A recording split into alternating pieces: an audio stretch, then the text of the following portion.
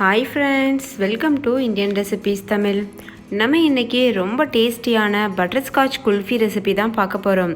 Friends, பட்டர்ஸ்காட்சின் பேரை கேட்டாலே நம்ம எல்லாருக்குமே வாய் ஊறும். அந்தளவுக்கு எல்லாருடைய ஃபேவரட்டான ஐஸ்கிரீம் பட்டர்ஸ்காட்ச்.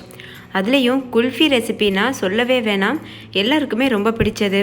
அதுலேயும் நம்ம பால் வச்சு வீட்டில் இருக்கக்கூடிய பொருட்கள் வச்சு ரொம்ப எளிமையாக பிளெண்டர், க்ரீம் இது எல்லாமே இல்லாமல் ரொம்ப சிம்பிளாக பண்ண போகிறோம்.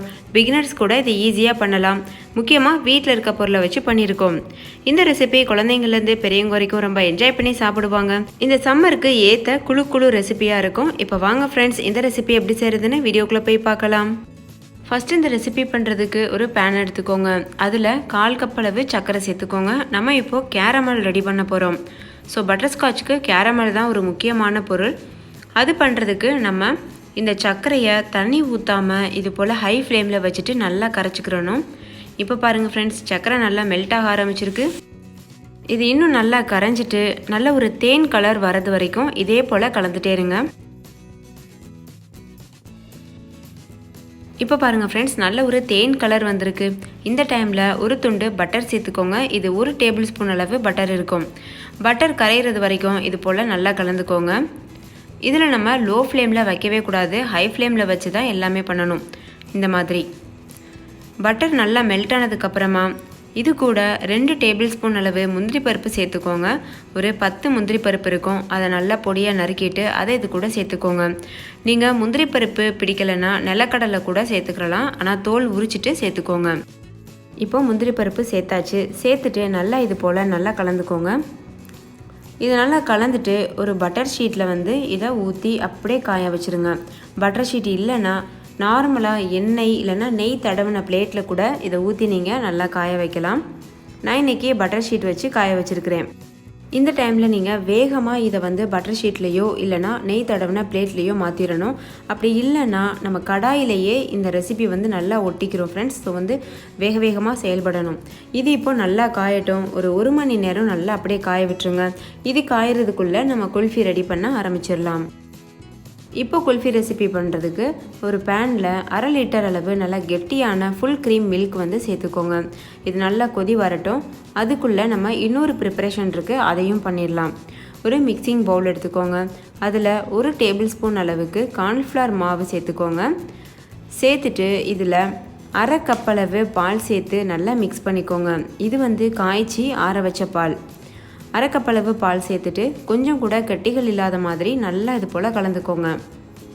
கட்டிகள் இருந்ததுன்னா நம்ம குல்ஃபி செய்யும்போது அங்கங்கே பார்த்திங்கன்னா கட்டி கட்டியாக நிற்கிற மாதிரி இருக்கும். அதனால் அது அந்தளவுக்கு சுவையாகவோ டேஸ்ட்டாகவோ வராது. ஸோ இது போல் கட்டிகள் இல்லாமல் முதலையே நம்ம கரைச்சிட்டோன்னா ரொம்ப ரொம்ப யூஸ்ஃபுல்லாக இருக்கும். இப்போ இது நல்லா மிக்ஸ் பண்ணியாச்சு. இது ஒரு ஓரமாக இருக்கட்டும். இன்னொரு பக்கம் நம்ம பேனில் சேர்த்து வச்சுருந்த அந்த 1/2 லிட்டர் பால் நல்லா கொதி பொங்கி வந்துருச்சு பாருங்கள். இந்த டைமில் நல்லா ஒரு தடவை விஸ்க் வச்சு கலந்துக்கோங்க. கலந்ததுக்கப்புறமா நம்ம ஏற்கனவே கரைச்சி வச்சுருக்கோம்ல கார்ன்ஃப்ளவர், அதுக்கப்புறம் பால் கலவை, அதை இது கூட சேர்த்துட்டு விஸ்க் வச்சு மறுபடிக்கும் நல்லா கலந்துட்டே இருங்க. கொஞ்சம் கூட கைவிடாமல் கலந்துகிட்டே இருக்கணும். அந்த மாதிரி கலக்கும்போது கொஞ்ச நேரத்துலேயே நல்லா கெட்டிப்பட ஆரம்பிக்கும். லேசாக கெட்டிப்பட ஆரம்பிக்கும் போது இது கூட சர்க்கரை சேர்த்துக்கோங்க. நான் 1/4 கப் அளவு சர்க்கரை சேர்த்துருக்கேன். நீங்கள் நல்லா சுவை அதிகம் சாப்பிடுவீங்கன்னா ஒரு 1/2 கப் அளவு சர்க்கரை கூட நீங்கள் சேர்த்துக்கிறலாம். சர்க்கரை நல்லா கரையிறது வரைக்கும் இது போல் மிக்ஸ் பண்ணிக்கிட்டே இருங்க. இப்போது சர்க்கரை நல்லா கரைஞ்சிருச்சு.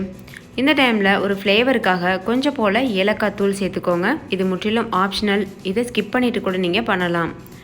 இது கூட கொஞ்சம் போல் முந்திரி, கொஞ்சம் போல் பாதாம், இது ரெண்டுத்தையும் நல்லா பொடி பண்ணிவிட்டு சேர்த்துக்கோங்க. பாருங்கள், மிக்ஸி ஜாரில் போட்டு நல்லா பொடி பண்ணிவிட்டு சேர்த்துருக்கேன். உங்களுக்கு என்ன நட்ஸு விருப்பமானதோ அதை நீங்கள் பொடி பண்ணிவிட்டு சேர்த்துக்கிறலாம். எவ்வளோ வேணாலும் சேர்த்துக்கிறலாம். இப்போ இது ஒரு முறமாக இருக்கட்டும். இன்னொரு பக்கம் நம்மளுடைய அந்த கேரமல் நல்லா இறுகி நல்லா டைட்டாக இருக்குது பாருங்கள், நல்லா காஞ்சிருச்சு. இதை லேசாக இது போல் உடச்சி விடுங்க. சின்ன சின்ன பீசஸாக எவ்வளோ முடியுமோ அந்தளவுக்கு உடச்சி விட்டுக்கணும். இதுக்காக தான் நம்ம பட்டர் ஷீட்டில் கொட்டி வைக்கிறோம். எவ்வளோ ஈஸியாக எடுக்க வருது பார்த்தீங்கல்ல. இதுவே நம்ம நெய் தடவாத பிளேட்லேயோ இல்லை நார்மலான பிளேட்லேயோ கொட்டி வச்சோன்னா எடுக்கிறதுக்கு ரொம்ப ரொம்ப கஷ்டம். அதனால் இந்த மாதிரி பண்ணிக்கோங்க. இதை சின்ன சின்ன பீஸாக உடைச்சதுக்கப்புறமா மிக்ஸி ஜாரில் போட்டு இது போல் நைஸாக பொடி பண்ணிவிட்டு வந்துடுங்க. இந்த நைஸான பொடியை நம்ம ஏற்கனவே கொதிக்க வச்சுட்ருக்கோம்ல பால், அது கூட சேர்த்துடணும். சேர்த்துட்டு நல்லா ஒரு தடவை மிக்ஸ் பண்ணிக்கோங்க. இந்த டைமில் நான் ஸ்டவ் ஆஃப் பண்ணிவிட்டேன். ஸ்டவ் ஆஃப் பண்ணிவிட்டு தான் இந்த அரைச்ச பொடியை வந்து நம்ம மிக்ஸ் பண்ணணும். அதாவது நம்ம கேரமல் பொடி அரைச்சோம்ல, அதை வந்து நம்ம ஸ்டவ் ஆஃப் பண்ணதுக்கு அப்புறம் தான் மிக்ஸ் பண்ணணும். ஃப்ரெண்ட்ஸ், இந்த சமயத்தில் இதை வந்து நல்லா கலந்துட்டு ஒரு 2 மணி நேரம் அப்படியே ஆற விட்டுருங்க. முழுமையாக இது ஆறணும். இப்போ பாருங்கள், இது நல்லா முழுமையாக ஆறி இருக்குது. கொஞ்சம் அந்த கெட்டியாகவும் ஆயிருக்கு. அந்த குல்ஃபி பால் வந்து நல்லா கெட்டியாகவும் ஆயிருக்கு. இந்த டைமில் நம்ம குல்ஃபி மோல்டில் இதை ஊற்றி வச்சிடணும். ஃப்ரெண்ட்ஸ், உங்ககிட்ட ஒரு வேளை குல்ஃபி மோல்டு இல்லைன்னா நீங்கள் நார்மலாக நம்ம டீ குடிக்கிற கிளாஸ் இருக்குல்ல, அதில் கூட ஊற்றி வைக்கலாம். இப்போ என்னட்ட குல்ஃபி மோல்டு இருக்கிறதுனால நான் குல்ஃபி மோல்டே செய்து காமிக்கிறேன். நம்ம செஞ்ச இன்றைக்கி வந்து 1/2 லிட்டர் பாலுக்கு நம்மளுக்கு 8 குல்ஃபிகள் வரைய கிடைக்கும். இதே போல் மீதி இருக்க எல்லா மோல்டுலேயுமே ஃபில் பண்ணிவிட்டு மூடி போட்டு மூடிட்டு அதுக்குன்னு ஒரு குச்சி இருக்கும்ல, ஐஸ் குச்சி, அதையும் வந்து உள்ளே வச்சிடலாம். பாருங்கள், இந்த மாதிரி. ஒருவேளை உங்கள் குல்ஃபி மோல்டுக்கு இந்த மூடி இல்லை அப்படின்னா ஃபாயில் இருக்குல்ல, நம்ம வந்து ஃபுட் ரேப் பண்ணுவோம், அந்த ஃபாயிலை வந்து ஒரு மூடி மாதிரி பயன்படுத்தி கவர் பண்ணிவிட்டு அதில் ஒரு சின்ன ஓட்டை போட்டுட்டு அது மேலே இந்த குச்சியை வச்சிட்டிங்கன்னா அதுவும் பெர்ஃபெக்டாக இருக்கும். இப்போது நான் எல்லா மோல்டுலேயுமே ஊற்றிட்டு செட் பண்ணிட்டேன். இதை நம்ம ஒரு 8 மணி நேரம் ஃப்ரீசரில் வச்சு எடுத்துடலாம். ஃப்ரெண்ட்ஸ், இப்போ பாருங்கள், 8 மணி நேரம் ஆயிடுச்சு.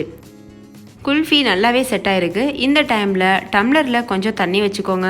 அதுக்கப்புறம் இந்த குல்ஃபி மோல்டை அது உள்ளே இறக்கி இது போல் பண்ணுங்கள். அப்படி பண்ணும்போது நம்மளுடைய குல்ஃபி வந்து ரொம்ப ஈஸியாக வெளியில் எடுக்க வரும்.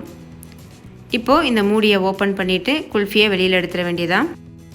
அந்த குச்சியை வச்சுட்டு இது போல் லைட்டாக வந்து ஒரு ட்விஸ்ட் பண்ணுங்கள். ஈஸியாக வெளியில் எடுக்க வந்துடும். பாருங்கள், அந்த மாதிரி. பார்க்குறதுக்கே எவ்வளோ சூப்பராக இருக்குல்ல. கடையில் கிடைக்கக்கூடிய அதே போல் நல்லா வந்து பார்த்திங்கன்னா க்ரீமியான ஒரு குல்ஃபி நம்மளும் தயார் பண்ணியிருக்கோம். ஸோ க்ரீம் இல்லாமல் வீட்டில் இருக்கக்கூடிய பொருட்கள் வச்சு ரொம்ப சுலபமாக பண்ணியிருக்கோம். கண்டிப்பாக நீங்களும் இந்த சம்மருக்கு இந்த ரெசிப்பியை செய்து அசத்துங்க. உங்கள் வீட்டில் இருக்கக்கூடிய எல்லாருமே, குழந்தைங்கள்லேருந்து பெரியவங்க வரைக்கும் எல்லாருமே ரொம்ப என்ஜாய் பண்ணி சாப்பிடுவாங்க. ஸோ அந்தளவுக்கு இந்த ரெசிபி ரொம்ப டேஸ்டியாகவும் இருக்கும். ஸோ ஃப்ரெண்ட்ஸ், கண்டிப்பாக ட்ரை பண்ணுங்கள். ட்ரை பண்ணிவிட்டு உங்களுடைய எக்ஸ்பீரியன்ஸை கமெண்ட்லையும் கூட ஷேர் பண்ண மறந்துடாதீங்க. இன்னொரு சூப்பரான ரெசிபியோட நான் உங்களை சந்திக்கிறேன். அதுக்கு முன்னாடி நம்ம சேனல் இந்தியன் ரெசிபிஸ் தமிழை சப்ஸ்கிரைப் செய்யாத நண்பர்கள் இந்த வீடியோக்கு கீழே இருக்க ரெட் கலர் சப்ஸ்கிரைப் பட்டனை கிளிக் பண்ணி சப்ஸ்கிரைப் பண்ணுங்கள். பக்கத்தில் இருக்க பெல் சிம்லையும் கிளிக் பண்ணுங்கள். தேங்க்யூ. பாய்.